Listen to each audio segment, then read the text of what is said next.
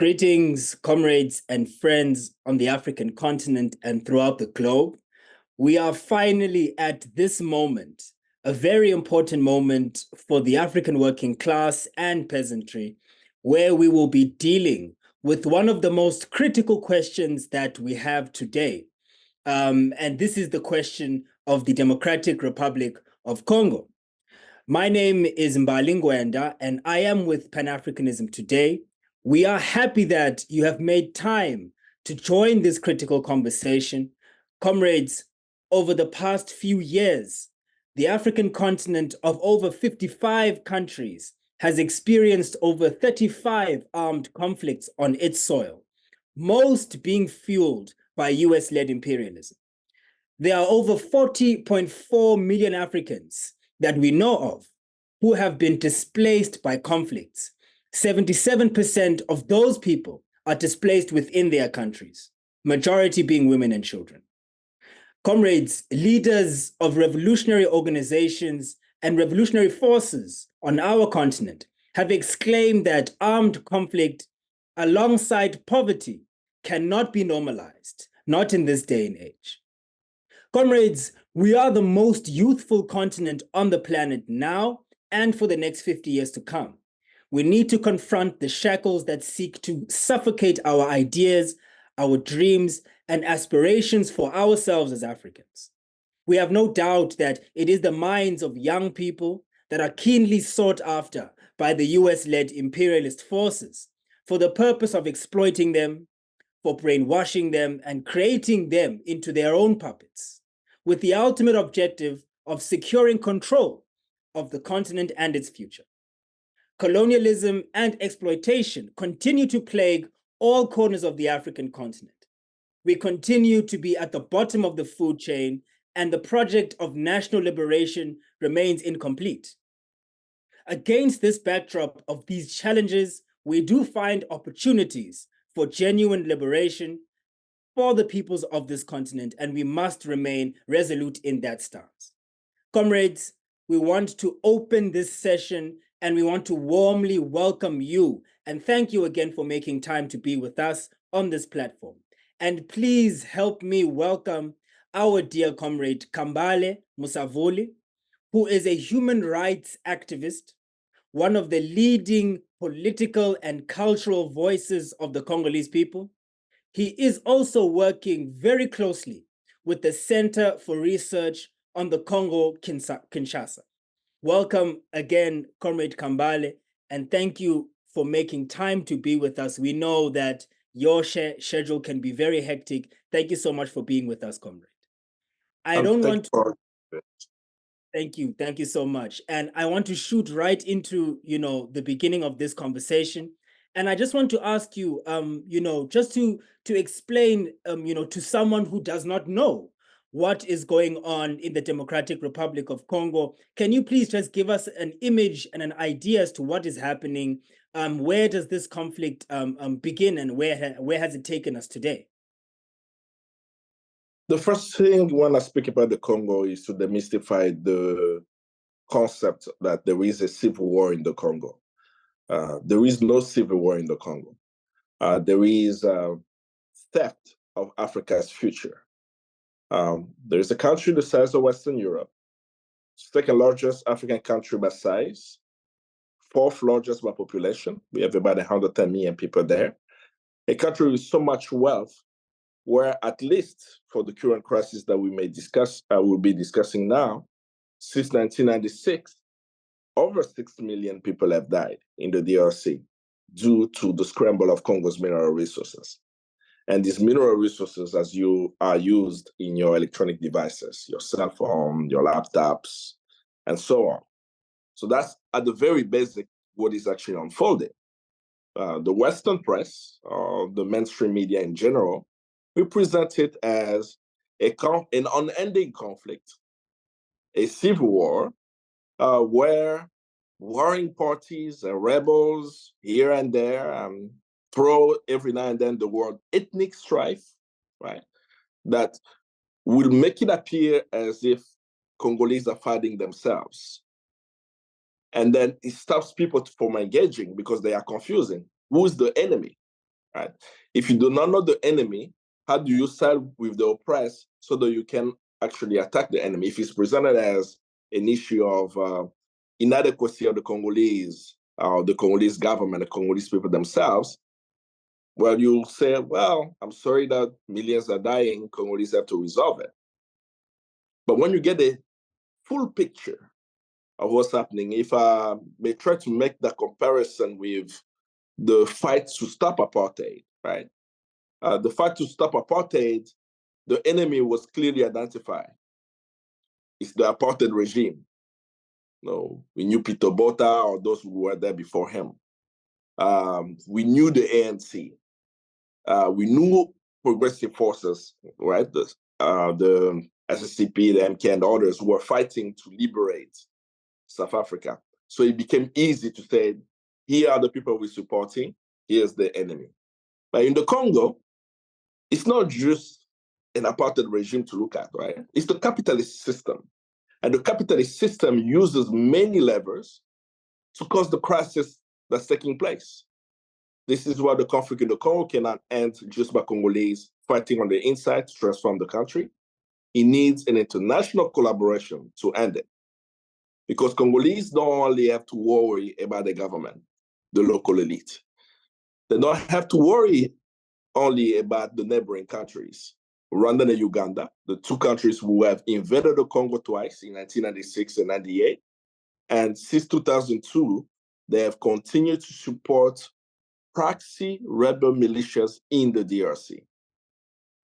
They don't have to only worry about the multinational corporations who are exploiting Congo's minerals with odious contracts, with exploitation of the labor forces in the mines. Such companies such as Glencore, which is also in South Africa, in DRC, and have their office in Switzerland. The Congolese don't have to only worry also about the World Bank and IMF, an institution in the early 2000s who facilitated the writing of the mining and forestry laws of the Congo. What does that actually mean? For us today, we know the IMF-led finance bill in Kenya has caused an increase in taxation, which has made people in the streets, the ordinary Kenyan, realize how their life will be affected by this bill. But in the Congo, they did the same, right? And the last force that the Congolese have to contend with are the multilateral institutions, the United Nations, for example, right?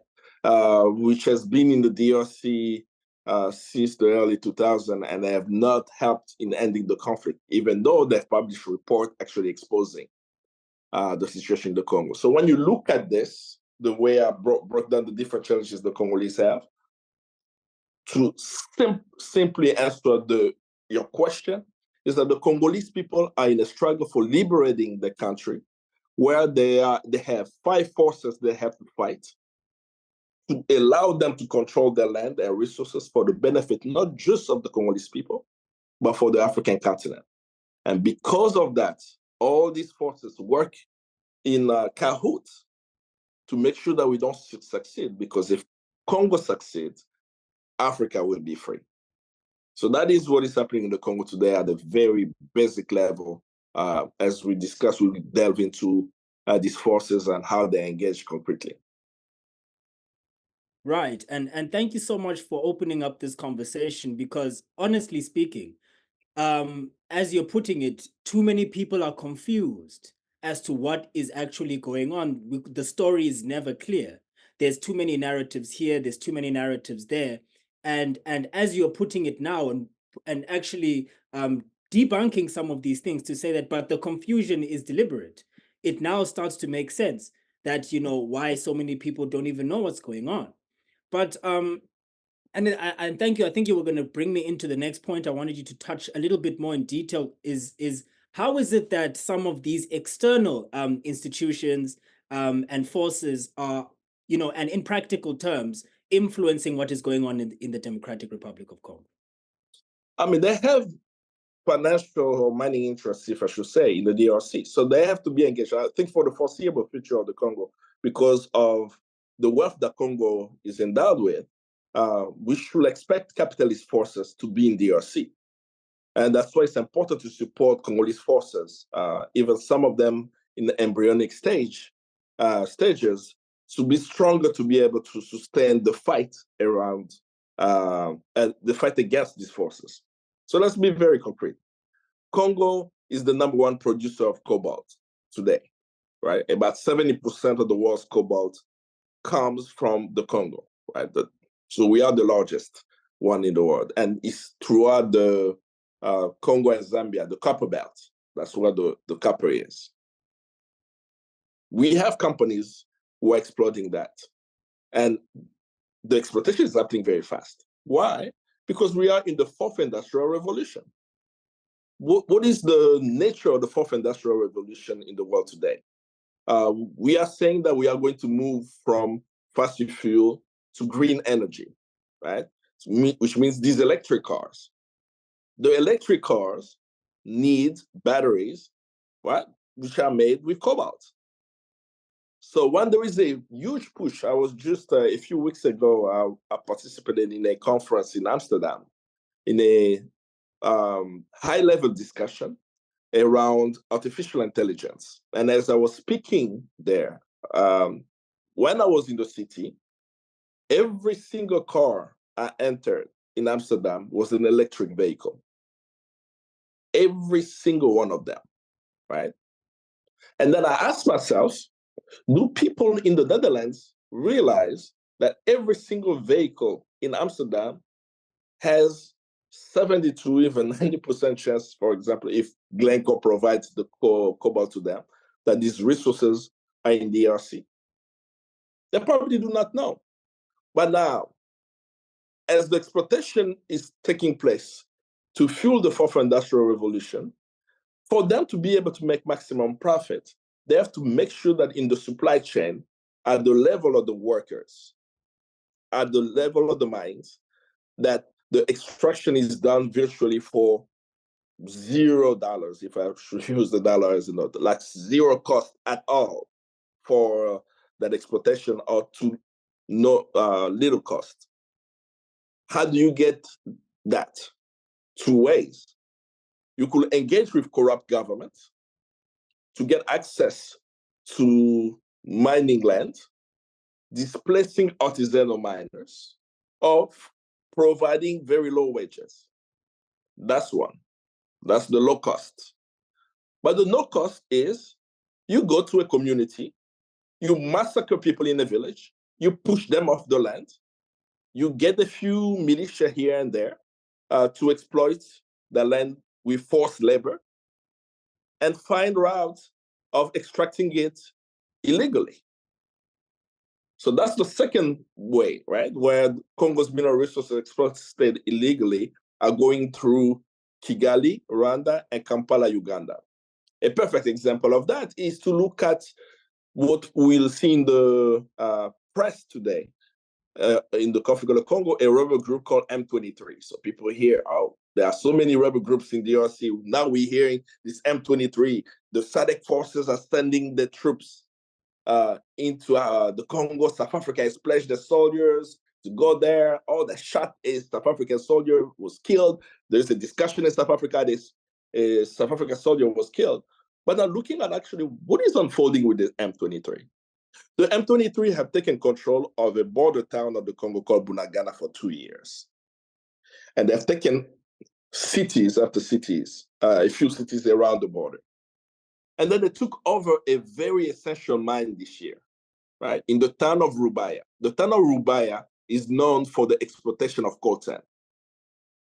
Most coltan in the world today will probably have coltan from the DRC that comes from that very specific mine in Rubaya. So tell me why we have a rebel group which says that they are fighting to protect a minority ethnic group in the Congo. They're saying that the Congolese government has not abide, they have not abided by the agreement that they signed between the Congolese government and the rebels. Yet they go control the #1 mine for coltan in the world. And when you look at that, you say, well, if these rebels are going to the mines, maybe they are geologists or mining corporations, right? Or are they actually rebels there? Like you start noticing that there is a financial interest that even as they're taking control of cities, they are also taking control of areas that are rich of minerals. But in the press, that's not what would be discussed. In the press, what will actually be discussed is the press release from the rebel leaders. So a rebel leader says, this is what I'm doing, and put the communique and put it on social media or send it to the press. And the press comes and says, this rebel group said this is the reason why they're fighting. And then turn to the Congolese government and say, the Congolese government also say that they are lying. And now I present the issue as the Congolese government and the rebel group not agreeing on actually what the issue is, but they forget to actually say something very simple. For the past 2 years, the so-called M23, who are fighting the Congolese government, are controlling mines in the DRC, and the exploitation of the minerals have not stopped. That's actually what's not being discussed. So that's how the minerals are leaving the DRC. That's how the process is unfolding in exploitation. But the effect of that is that on a daily to weekly basis, hundreds of people and thousands of people are dying, and the numbers are continuing to grow. And beyond even the M23 that I just mentioned, you may hear the word ADF, the Allied Democratic Forces. They call them the jihadist terrorist groups backed by ISIS in DRC, a country majority Christian, right? With probably less than 10 or maybe 10% Muslims, right? If we have to even look at it at the prism. And I was in DRC in 2022. I met with one lawyer in Kinshasa who's been following the ADF and the massacres that have been committing in villages. And I was asking him a similar question that you asked me. No, what can I tell people for them to understand the ADF? And he says, you simply have to tell them that Congo will be remembered as the only country in the world where Muslim terrorists go to villages and steal pigs. And then when he says that, I start laughing because he was implying that they're actually going to villages and stealing the cattle and the pigs that what the farmers have, but they have no problem stealing a pig to go kill it and cook it in the forest to feed the troops. Yet, they are supposed to be Muslim terrorists. But he said it so simply, but how many people have this type of information? So even though we may hear many forms of, now, let us say Congo has over 100 rebel groups, it really doesn't matter how many rebel groups Congo has. What matters is, where do they get their weapons from? If the M23 is using night vision goggle to fight the Congolese army, they did not buy it on Amazon or Alibaba, right? If the Mbondu is another group now, even in the west of the Congo, that we haven't even started talking about in the press, right? In the outskirts of Kinshasa, there have been massacres for the past year in the DRC, where literally we know that we are displacing people again in the outskirts of Kinshasa. And at the Center for Research, we are saying that this displacement is happening because of the oil reserves that exist out in the outskirts of Kinshasa since the time of Mobutu in the 80s. But what is being presented is that there are these people with machetes going around and killing civilians. Speaking to the people on the ground, they say, it's quite fascinating to see these people come and kill civilians, but the machetes are new. So who is distributing those machetes to these people, right? So we know that there are hidden forces, but we can't simply put it that these forces are capitalist economic forces to make sure that the wealth of the Congo is able to get out at a very low to no cost at the expense of the people of the Congo. But even in that process, the Congolese have resisted since it's more their funding. They've been fighting. these forces, even when we don't know that these fights are happening, they are actually continuously fighting them. And they hope that as people hear the stories of struggle, they will join wherever they are in supporting the struggle to free the Congo. Sure. Thank you so much, Comrade Kambale, for that clear picture. And a lot of young people watch this platform, and usually the topic of the fourth industrial revolution comes up quite often, but not as sharply as you've raised this, as to say how the situation in the DRC is actually fueling this so-called progressive technological leap that everyone is clapping hands for, and everyone is, but no one looks back to say, but actually, what is actually happening? Where are these minerals coming from, and at what cost? And I love how you also made it so simple as to say how the wealth is extracted, the mining rights, and also the massacres. I love how you made that foil. And I think to anyone who's listening, it becomes clearer and clearer as to really what's going on. And it's actually insane that a rebel group can just release a media statement, and that's just how the media will take it. Indeed. I mean, and they're on social media too as well. And that's, they post information on social media, but I always challenge mainstream media because they don't do proper analysis. Right. They just repeat what the government says, what the rebel says, but they don't look at critically why are they where the mines are. If you're fighting for democracy, if you're fighting to protect minority groups, why are you not going in the area where the minority groups are, but you are going where the mine is? It's becoming very clear what the interest. And on July 8th, the UN group of experts is releasing the annual report on the situation in the Congo. And of course, this report has already been leaked to the press. So if you press have already published articles that you can't even find. I think Globe and Mail has just published an article because I believe the author is, I think, George York, if I'm not forgetting. But he's hinting at the copy that is read that at least 4,000 Rwanda Defense Force soldiers are in the DRC. And we have to talk about it because I mentioned, when I was talking about the forces, I mentioned Congo's neighbors, right? Rwanda and Uganda. And as a Pan-Africanist, I believe that the people of Rwanda and Uganda are oppressed as the Congolese people, and that the regimes of these two countries have the people hostage. It's the same thing also that's happening in Kenya, right? The people of Kenya challenged Ruto around sending Kenyan troops to Haiti, but he still did it unconstitutionally. But the person will say Kenyan troops are in Haiti, not actually explaining that the people of Kenya have been against the decision, and they've also shown it in the streets, how they are against the IMF-backed finance bill. They clearly have shown us where the people are, that they're not with the oligarchs, the bourgeoisie of the country. They want a new Kenya. But back to Rwanda and Uganda.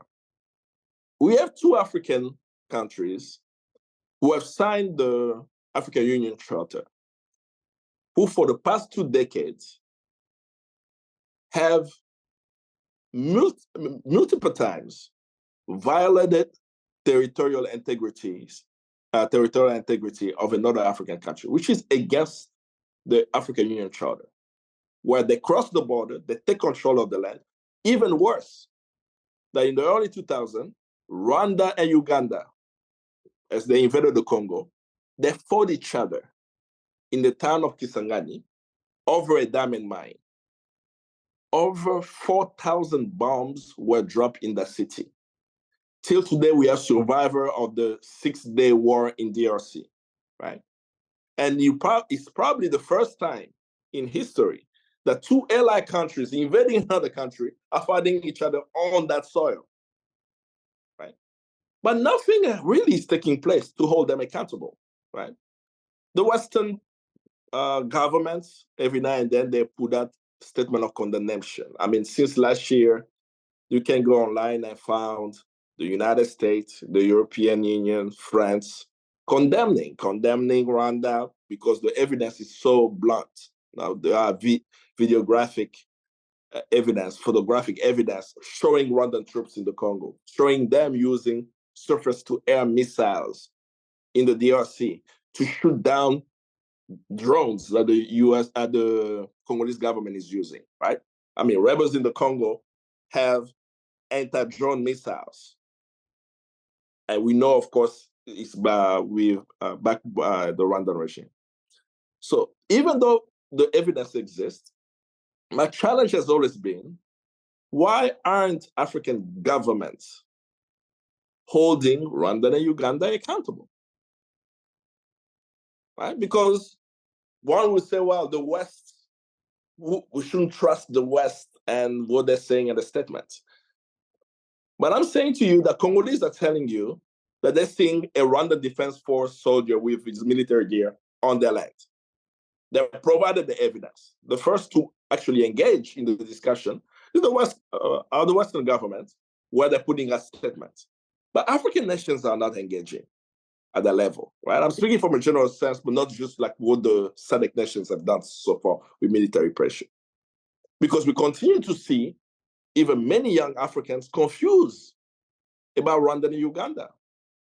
I've been in West Africa for over 5 years now. And usually in West Africa, you hear young people actually laud the president of Rwanda, General Paul Kagame, where they'll say that he's a great leader. Look at what he has done for the transformation of this country, right? Look at how Africa should have a benevolent dictator. The only dictatorship that I recognize is the dictatorship of the proletariat, not of the elite. Having Paul Kagame being a benevolent dictator will never be for the interest of the masses of Rwanda, of East Africa, or the African continent. So that's something that needs to be dispelled first about that. So we have to challenge African governments not taking actions on DRC, but we also have to challenge Africans themselves in their understanding of what's happening, where they use, in this context, right, they use Western propaganda or who Paul Kagame is to present it back to Africans that Africans should follow what's happening there. Without even looking critically that the struggle of the Congo is the struggle of the African continent, which means also is the struggle of Rwandan people. What does that actually mean? There will be a presidential election in Rwanda this year. It's already predicted. No, this video is going to be released before the elections. President Paul Kagame will be announced the winner of the election. The past elections, he already won it by over, the past two elections, he won it by over 90% of the votes. So we believe that in the country where 80% of the population, at least 80% of the population is Hutu, less than 15% is Tutsi, and the rest are the Twa, that Paul Kagame is going to get 90% of that population to vote for him, given the repression that's taking place in the Congo. Not in the Congo, in Rwanda even itself. And back to Rwanda, when we look at the elections, the presidential election, every time a Rwandan woman has run for president, she found herself in jail. The last election, Diane Rwigara was jailed. The election before, it was Victoire Ingabire. And Diane Rwigara, she was running again this time. It's a very sad story. I hope people, as we are even talking about Congo, you notice I'm going to Rwanda, because even for myself as a Congolese, I had to understand what's happening inside of Rwanda to actually say, oh, that makes sense. If Paul Kagame can do that to his own citizens, of course, he will be okay with the millions of deaths. But Diane Rwigara, she's a opposition leader of Tutsi ethnicity who challenged the Kagame regime. And she challenged them, was arrested before, released. She couldn't run, and she ran again. She was running again now. And I watched a very moving video of her speaking. She was interviewed by a Western press in Kigali. And she was literally in tears. Of course, they didn't allow her to register to vote. I'm sorry, to register to run for president. They did not allow her to do so. And she was explaining that, of course, it's a farce. And then they asked her, how she felt. And she said that she's going to continue to fight. It's dangerous. And she hinted at a story of her sister. Her sister mysteriously died, I believe, last year or a year ago, or 2 years ago. I think it probably last year. She was jailed in Rwanda. She was released, left Rwanda to Canada. I think to North America, either Canada or the United States. And while she was there, she just mysteriously died. When she died, then Rigel was not allowed to leave the country. The reason why she wasn't allowed to leave the country is that the Rwandan government today has refused to produce a passport for her. So she couldn't even attend her sister's funeral. She can be a presidential candidate because Paul Kagame knows that he's going to lose. So he's made sure that there are candidates who are not going to get the vote. And of course, when the presidential election takes place, is going to be presented as the winner. But the repression in that country is at another level. But those discussions are not coming up in the discussion of young Africans, right? They will say that we need a benevolent dictator. And that's why I challenge the notion and say, what kind of dictatorship are you speaking about? Because as working people of Africa, we are not interested in single individuals being dictators, part of the bourgeoisie, imposing your liberal policies, such as what William Ruto has done in Kenya.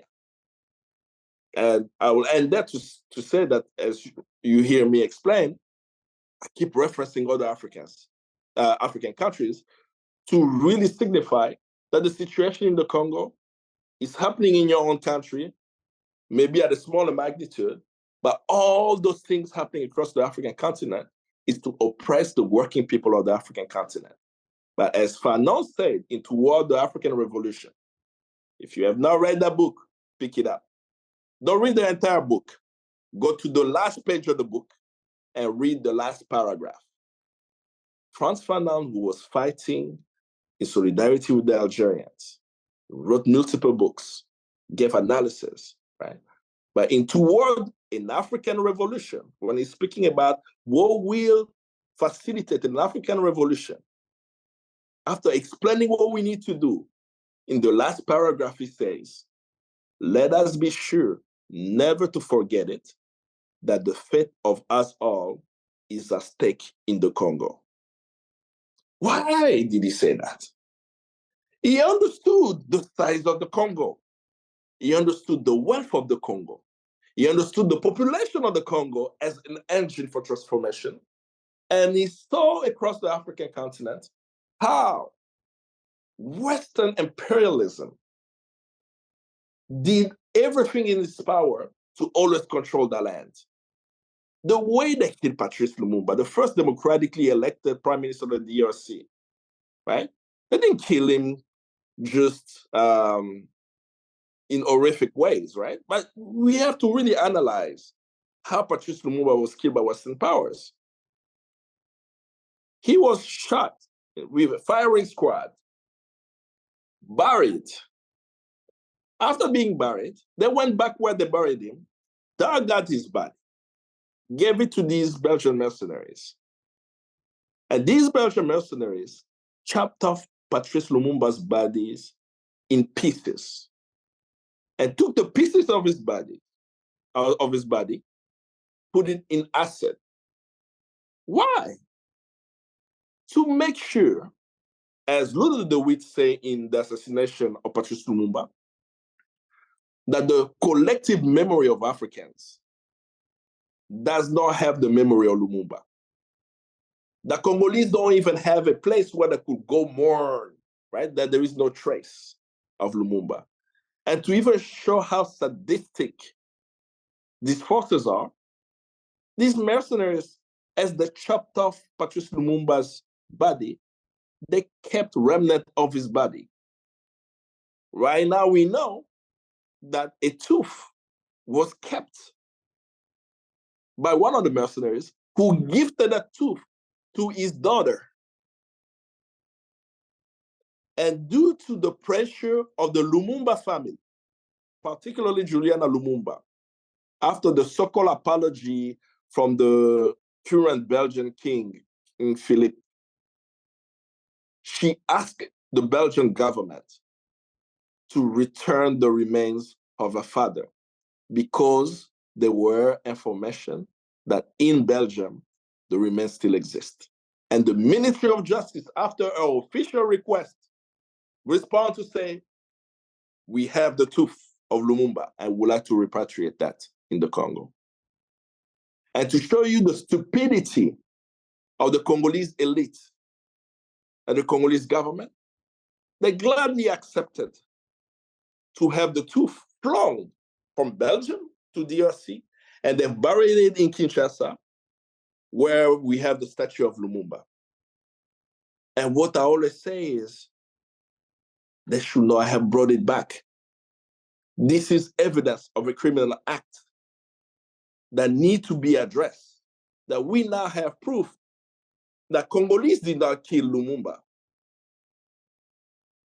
In any normal country where an evidence of a crime is presented to you, you'll do some DNA testing to find out who's DNA. And then there need to be some type of trial. And someone need to go to jail. Or someone need to pay serious fine of the killing of a democratically elected prime minister. So when you look at that and you go back to what I just shared, of why Fanon said that the future of us is at stake in the Congo, right? The fate of the African people, of the oppressed people are at stake in the Congo, is because he knew that they would do everything, the Western powers will do everything in their power to make sure that Congo is not in the hands of Congolese and Africans. And we Africans, as we fight, we must be clear of that and provide the support we can to the Congolese people who are fighting to transform their country. Thank you so much, Comrade Kambale. And thank you so much, comrades, for joining us in this session.